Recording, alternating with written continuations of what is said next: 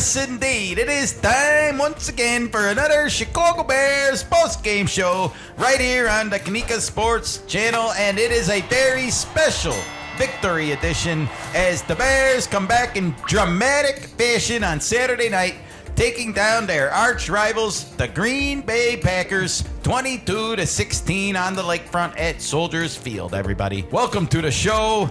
We are doing a reactionary / good, bad, and ugly show today, I would say, because this was a special Bears victory, everybody. This is one that we are just going to remember for a long time. It'll be the game where you'll remember it forever. Where were you? Where were you?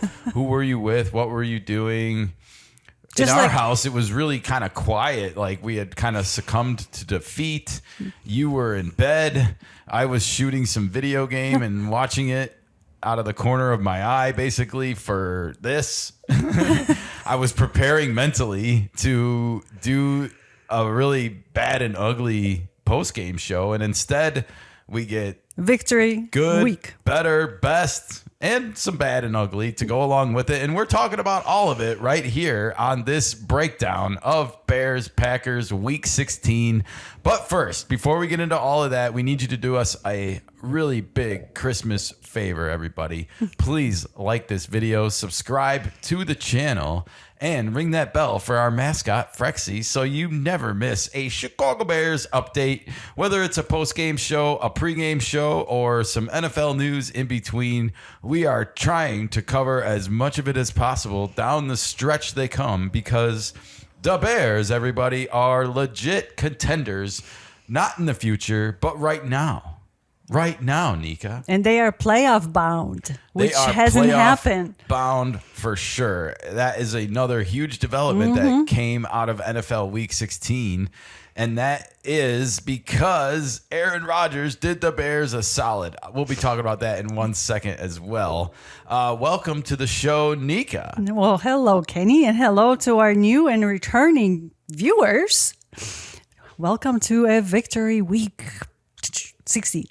The Bears. The Bears. Now 11-4 on the season, having a 1.5 game lead in the division with 2 games remaining.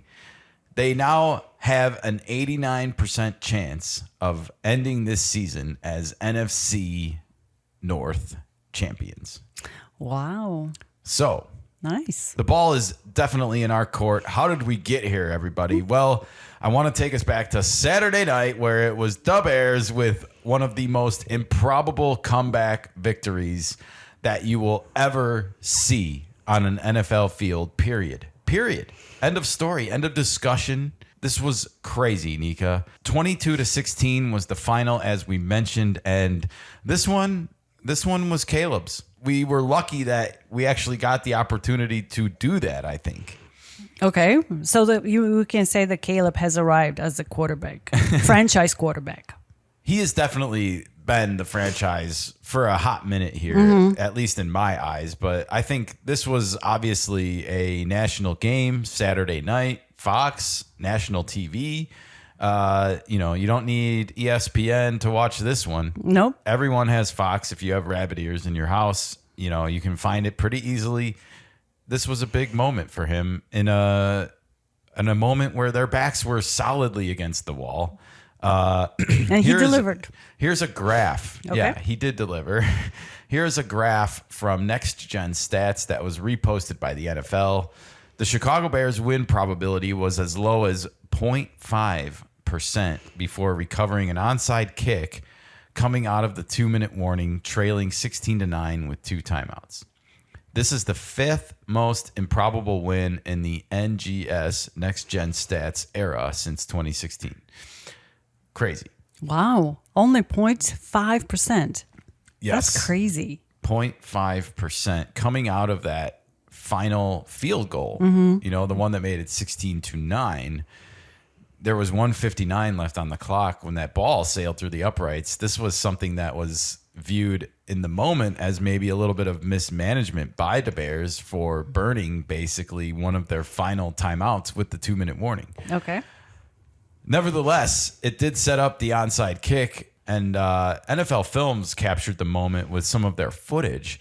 And they put out a really cool video of the graph animating in real time as the game was happening. So you can see how the odds were changing throughout the game. And the Bears never had really a chance in this game from the middle of the second quarter on. And since they failed on that early drive to score early in the game, the odds shifted dramatically towards Green Bay for most of the rest of the game. Okay. And all of the second half, Green Bay was dominating, had the probability odds on their favor. And this all, of course, dramatically changed as a series of events unfolded. You had the onside kick recovery, which has basically an 8% chance of happening in the modern NFL. You have the touchdown to Jahdae Walker, and then you have the, of course, overtime, the Packers fumble on 4th and 1, and you have the Caleb 50-yard bomb to DJ Moore. Sorry, 46 yards, but close enough. Close enough. Just a crazy, improbable comeback. One of those games you'll just always remember, and a moment of arrival for Caleb. You know, he threw that final pass to DJ Moore, and you can see it here in the screenshot. He put his hands in his pocket as he was walking away after he had thrown the ball, and he just knew it was good. It was like a Michael Jordan moment, you know, holding the final pose as the ball was sailing towards the receiver, the rim, you know, like, or the hoop. Sure. You knew it was going to go in. He had that confidence. He said after the game they had run this play in practice all week and were ready for it. And man, why don't we see it in the second quarter sometimes? The cardiac Bears. They got to live up to their name. They're living up to the name. Even NFL Films calling them the cardiac Bears here. And you know who else was excited, Nika, was Jeff Joniak. Oh. The Chicago Bears ESPN 1000 play call, the hometown play call.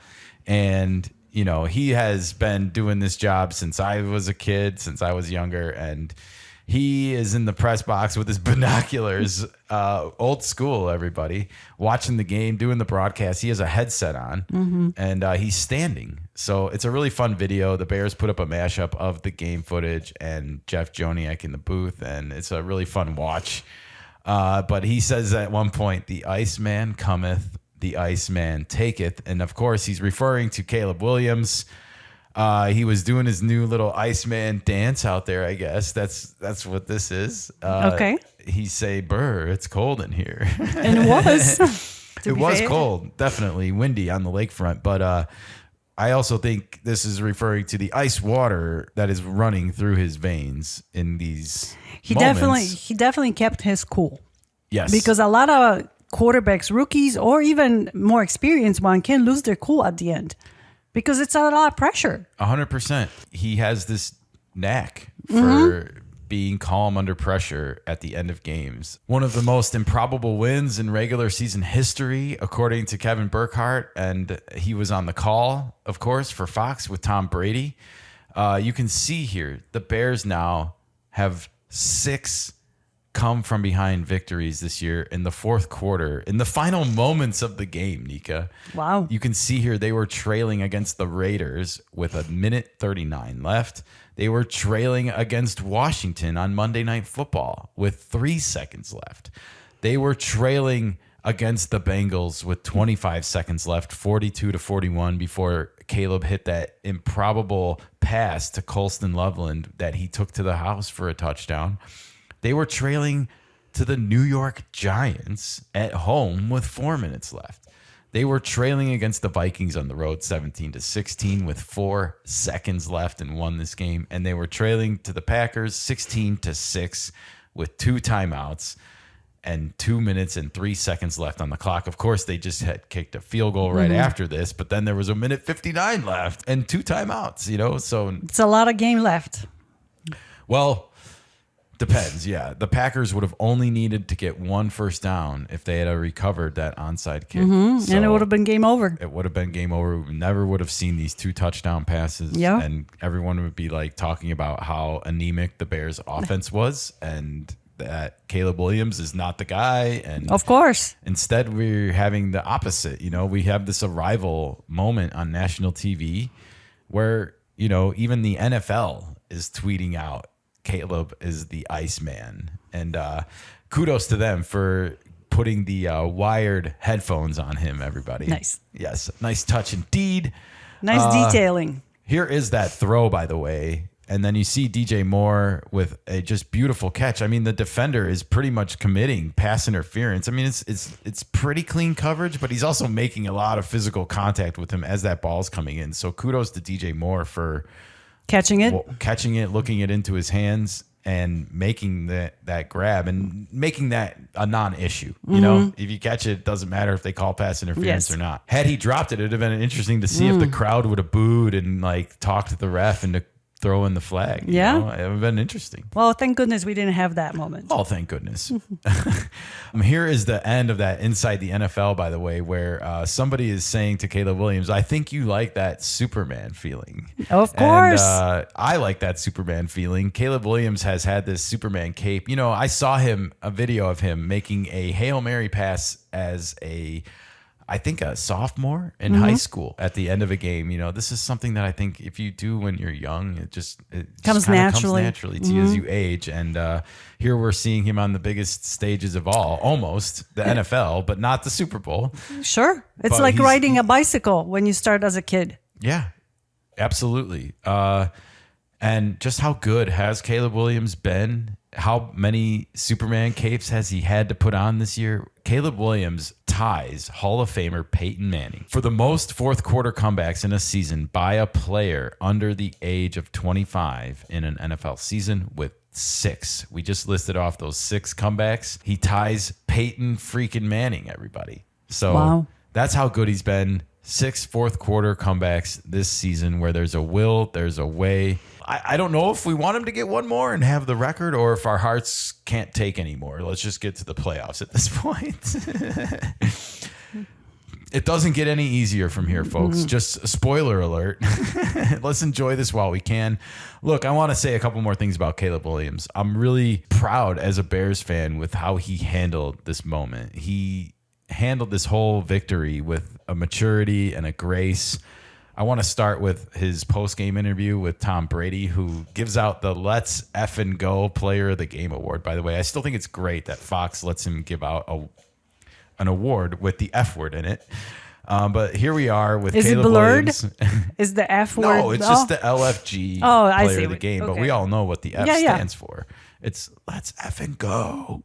Damn right. And Tom Brady gives it to Caleb Williams for the second time this year.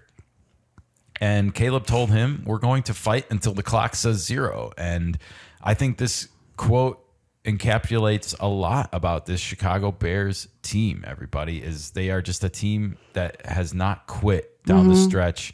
And they are, of course, led by number 18 with that C on his chest. At the end of the day, all the plays funnel through him. He's the one that's been getting it done a lot out there at the end of these games. So kudos to him for doing that. And playing the full 60 minutes. How many teams we have seen this season that quit after 50 minutes? I saw some commentary. The Packers won this game for the first 58 minutes. And then they folded in at 2. And they're like trying to use that as like, we're the better team. We dominated you. And it's like, yeah, but good teams don't quit at the 58-minute mark either. Well, it's a I'm not saying they quit. It's a coping mechanism. They quit, but it is like I could make a lot of arguments that of course good teams don't find ways to lose like this either. So they find ways to punish you and finish you off. I guess. The season is not over. We might have to play the Green Bay Packers again. Okay, I know. So, we'll get to it. We'll get to it. Caleb stayed on the field after the game and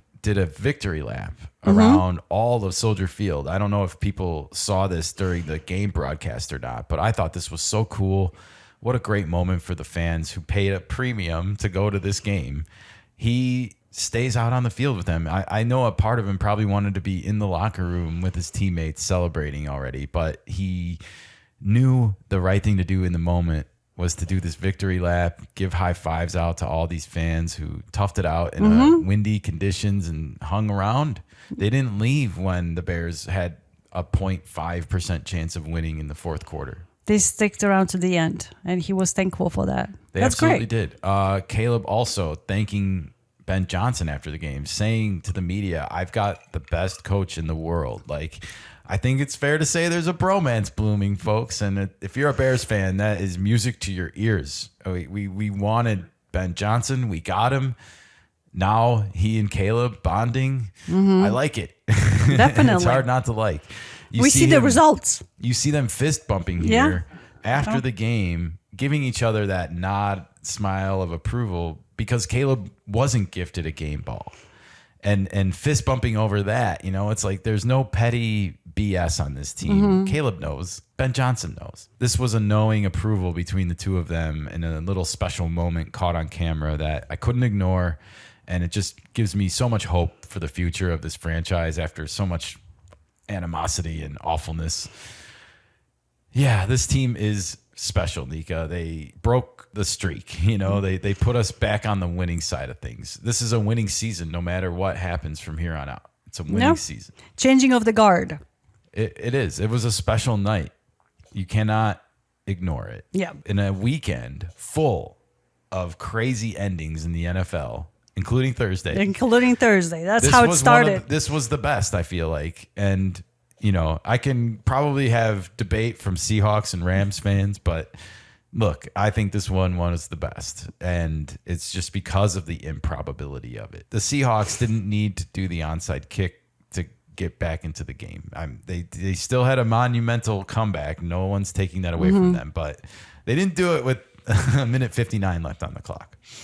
All right. Well, here is just a little bit of extra footage of Ben Johnson smiling for the cameras. And that's because the Bears left Saturday night with an 11-4 record, as you can see here, and a commanding 1.5 game lead over the Packers. Now, you'll see on this graphic that the Lions record was 8-6. More on that in just one quick second. But it was a beautiful evening of sleep for Bears fans after this. Once you came down, I think, from the adrenaline, then, you had a nice evening of sleep for sure. I want to give a shout out really quick to my mom. Okay. Because my mom texted after the game Saturday night to us out here out west, and she said it was such a nice feeling for this to happen to the Packers for a change, because it's been happening on the opposite, or in the opposite way, I should say, for the most of our lives. At least since we've been watching, football in the mid 80s till now. We had to endure the Brett Favre era. We had to endure the Aaron Rodgers era. So it's nice to give them a little bit of a taste of their own medicine. I don't think they've been handling it too well out there. Well, they haven't been familiar with that feeling for a minute. So give them some time. We will. Yeah. The rivalry is back on, though. Yeah. And I just was so happy for my mom. She had to endure all those comebacks and it was always like Rodgers would figure out a way to get the ball and have it at the end, and they would use just enough clock to leave the Bears with nothing, and it was game over. Yeah. So it was nice to be able to give them a taste of their own medicine for a change. And rivalry is back, baby. They did. And, speaking of Aaron Rodgers, speak of the devil, shout out to him as well for helping the Bears secure this playoff spot, everybody, because the Steelers went into Detroit and they got away with a win somehow at the end of this one, because Aaron Rodgers did pretty much everything he could do to get the Steelers in a really strong position to win this game. And then their field goal kicker came out onto the field with like 4 or 5 minutes left and missed a chip shot field goal inside, not outside. I know. Inside, after we watched what we watched on Saturday night. More on that in a second. But here's Aaron Rodgers smirking to the cameras after the game when he was asked about how the Lions-Steelers game ended. And you just have to wonder if the Steelers feel like they kind of got away with one here on the road. And, win is a win. It doesn't matter at the end of the day. It does matter for the Lions, though, well, for the Lions, sure. Loss made their record 8-7, and it mathematically made it impossible for them to catch the Bears with 2 games left. And that means that the Bears finally secure a playoff spot. You know who's excited about that? The Bears fans? Seth frickin' Rollins, of course. Everybody. The ultimate Chicago Bears hype man. If you'll remember, he was at the NFL draft this year, which was in Green Bay, and he was the official Chicago Bears hype man in enemy territory, everybody. And he did it up to the nines. He had like a big Bears championship belt with him and his traditional sunglasses. He announced Ozzie Trapillo, a huge part of this Chicago Bears team, as their second pick. It was great to see him at Soldier Field on Saturday night on the field in front of a camera, hyping up the entire stadium. They couldn't have chosen a better guy for the job. Seth Rollins is the ultimate Chicago Bears hype man, and I just want to say get well soon, Seth, because WWE television is not the same without you and without John Cena now, because it's leaving missing. a lot to be desired. There's feels like things are missing. Yes. So get well soon. Please get well soon. All right. I think that does it for our Bears reaction, everybody. Okay. This was fun. And I think what we're going to do is we're just going to kind of post this as its own episode. And we are going to continue with part 2 right now.